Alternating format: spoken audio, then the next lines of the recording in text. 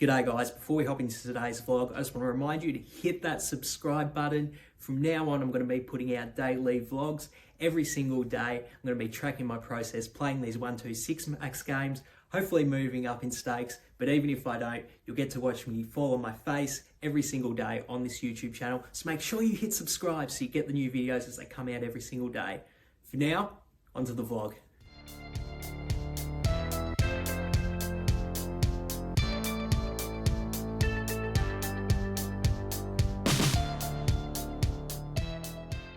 Welcome back to the vlog, everyone. It is currently 8 AM here in Melbourne and I've just woken up, so as you might be able to tell, I did have a bit of a sleep in.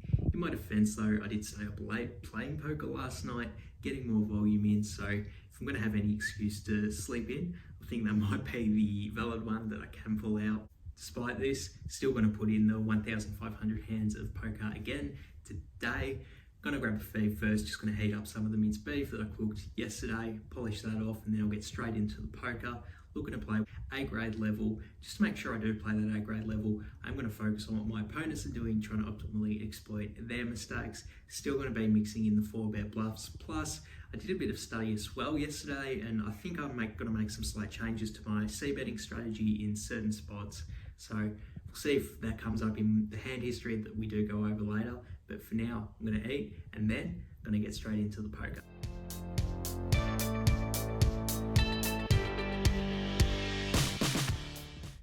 Welcome back, everyone. It is currently about 4 PM here in Melbourne and I've just wrapped up my second poker session for the day.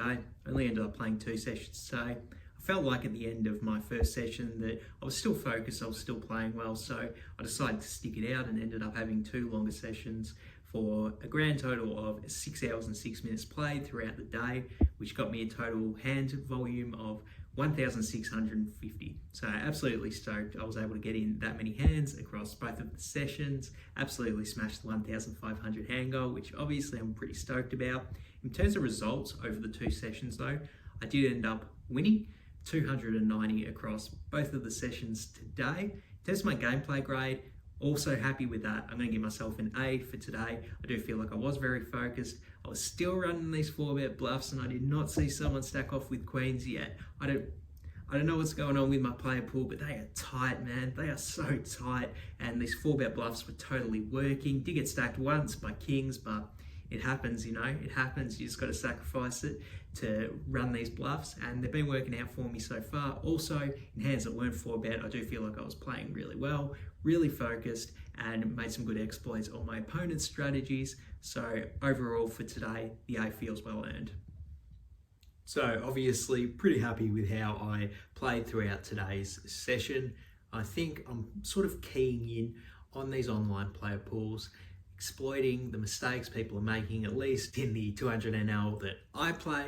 I really do feel like I'm keying in and exploiting these opponents well, not only with the 4-bet bluff thing, but also making some more passive and nitty plays post-flop, like in this next hand. The action gets to me in the hijack, and I have my favorite hand in all of poker, pocket aces. I go ahead and raise it up to 4. Then I get a cold call from an unknown button. And then the small blind goes ahead and 3-bets it to 16. Obviously, I'm loving that when I do have aces. When the action gets back on me, though, I think I do have a pretty interesting decision in this spot. I talk so much in this vlog about how people don't get hands all in pre-flop that are kings or aces. So for that reason, I actually do heavily consider slow playing and just calling to trap, just because I don't expect to get a lot of action if I do 4-bet. Having said that though, I don't like trapping in this spot specifically, just because if I do call, it's very likely that the button will be priced in and call as well, and I don't really want to play aces out of position. And in addition, I can actually use a smaller 4-bet size and probably still get action even from the small blind's weaker 3-bet range. So I go ahead and make it 39, then the button folds and the small blind does call. Cool. So we're heads up to a flop, and the flop is King, Queen, Jack with 2 hearts. I think in a 4-bet pot, this is legitimately the worst board possible for pocket aces. Obviously, my opponent has all of the sets in their range. I don't think they want to 5-bet kings necessarily. I think that is a hand that they might flat with. So yeah, I definitely think they can have all of the sets in their range. They can have king queen suited, they can have king jack suited, they can have queen jack suited. So basically, the ace 10 suited also somewhat possible. We do block it though. So obviously very, very concerned that we are behind on this board. So when the small blind checks it over to me, I actually decide to check back here with my aces. I think whilst I do lose to all of those hands, I think there is some merit to going ahead and betting to get value from like ace king or pocket tens, which has an jack 10, they have open-ended straight draws, but I think the chances of me being behind are pretty high, so I actually just decide to play it more cautious and check.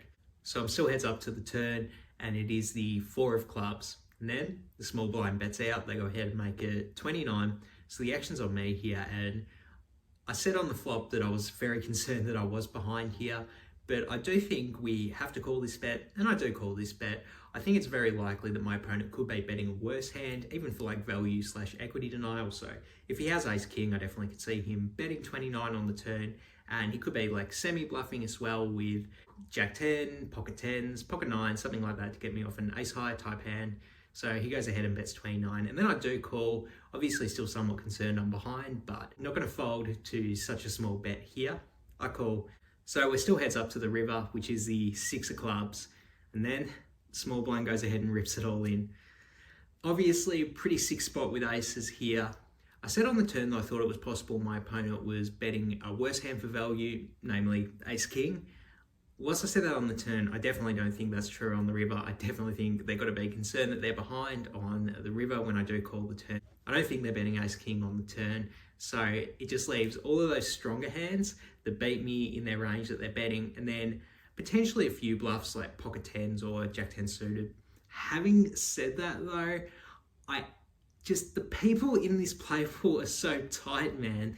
Like they just don't run bluffs like this, and I've said it so many times, that's why I 4-bet bluff so much. People just don't like getting it in without a really strong hand, at least in the 200 NL player pool that I play. So with that in mind, I just think this is a really good spot to go ahead and make an exploitative fold. And that's what I go ahead and do. I go ahead and fold my pocket aces there. I said so many value hands in his range, and I really don't think he's going for it with a bluff. It is somewhat possible, and obviously this would be a really good spot to turn a hand like jack 10 or pocket 9s or pocket 10s into a bluff, because I am folding such a strong hand. Having said that though, I just don't think these guys are going to go for it in my player pool at least, so I lay down the aces. Then I went back later and checked what my opponent did have, and they had pocket queens. Obviously stoked, at least from a results point of view, that I did make the laydown, but intuitively I feel like as a strategy in the long run, I actually feel like this is a really good fold to make at the 1-2 games that I do play. So stoked with the fold there. It's been about a week now since we did go over my accumulative results on the Excel spreadsheet that I started with you guys probably about a week ago now in my 20th Day-Leigh vlog. So I figure now's a good time to check it, especially since I have gone over the 40,000 hands play mark that I was aiming for. I said in that vlog that if I got to 40,000 hands and I had a win rate of over 5 big blinds per 100, I would shot take it 2-5. So let's hop in and see if I made that goal. Welcome back to the spreadsheet, everyone. This is the Excel spreadsheet where I do track all of my results from the Day-Leigh vlogs, how many hours I played, how many hands I played, my gameplay grade, as well as the profit and loss. We have got to 42,340 hands of online poker, which I'm pretty happy that I was able to get in so much volume playing these games. I guess that's what does happen when you play 1,500 hands a day. And as you can see, for my troubles, I have made 2,685.6, which equates to just under 16 per hour.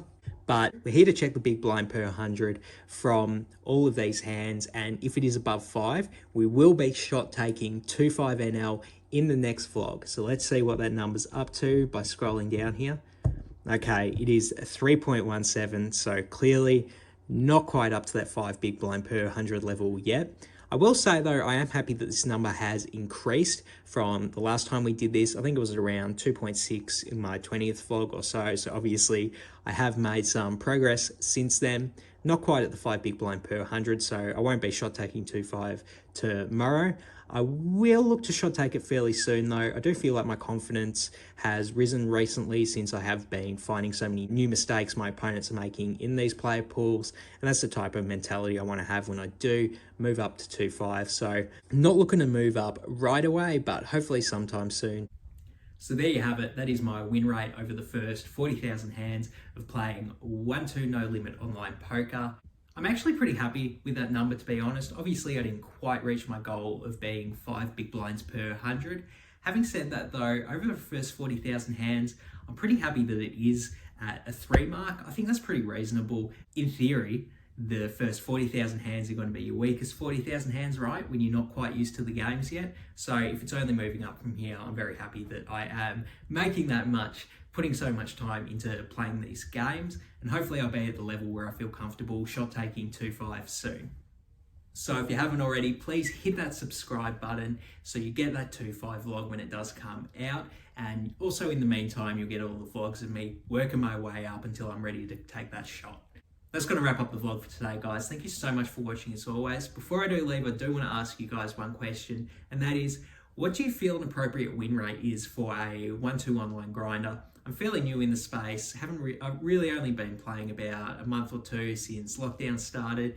So let me know what you think an appropriate win rate is. I feel like I'm comfortable with my win rate being about 3 big blinds because I have room to grow and increase that number.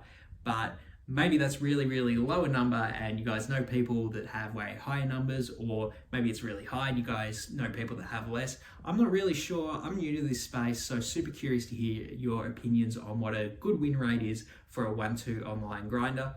And the other question I do want to ask you guys, how do you feel about the pocket aces hand?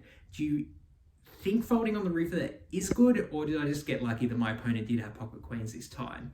Do you like calling on the river, or do you like folding on the river with the pocket aces? Let me know in the comments below. I'm always super keen to have a discourse with you guys. I really do actually learn a lot from communicating and talking about these hands from you guys. So please, if you do have any thoughts, do not be hesitant to hop down in the comments below and then we can talk about it.